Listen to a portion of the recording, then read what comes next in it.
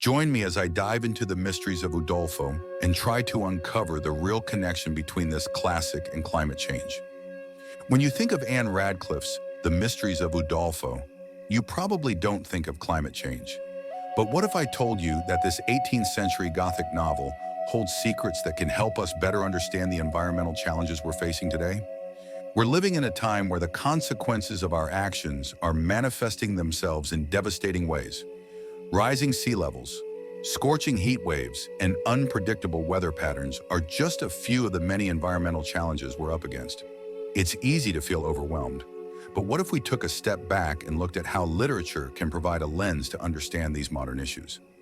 In The Mysteries of Udolpho, Radcliffe weaves together themes of nature, human emotion, and the supernatural, eerily mirroring the complexities we're grappling with today. The novel explores the human experience in the face of uncertainty, and it's here that we find our first clue to understanding the connection between Udolpho and climate change. Radcliffe's vivid descriptions of the natural world serve as a backdrop for the characters' emotional journeys, much like how our own emotional responses to climate change are inextricably linked to the natural world. We see this in the way the characters' emotions are reflected in the landscape, the claustrophobic forests, the rolling hills, and the isolated mountains. It's almost as if the natural world is a character in itself, responding to the characters' emotions and, in turn, influencing their experiences. This interplay between human emotion and the natural world is precisely what we're seeing in our own world today. Climate change is not just an environmental issue, but a deeply personal and emotional one. We're witnessing the devastating impact of rising temperatures on our communities, our economies, and our very way of life. And yet, despite the overwhelming evidence, we're still struggling to come to terms with the scale of the problem. Perhaps it's because we're not acknowledging the emotional toll that climate change is taking on us.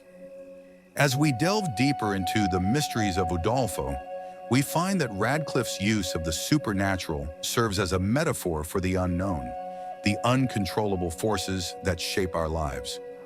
This too has a parallel in our own era, where the unpredictability of climate change is forcing us to confront our own vulnerabilities. We're no longer in control, and this realization can be deeply unsettling. But here's the thing, it's in acknowledging this vulnerability that we might just find the key to addressing climate change. By recognizing the emotional and psychological dimensions of this crisis, we can begin to develop a more nuanced understanding of what's at stake.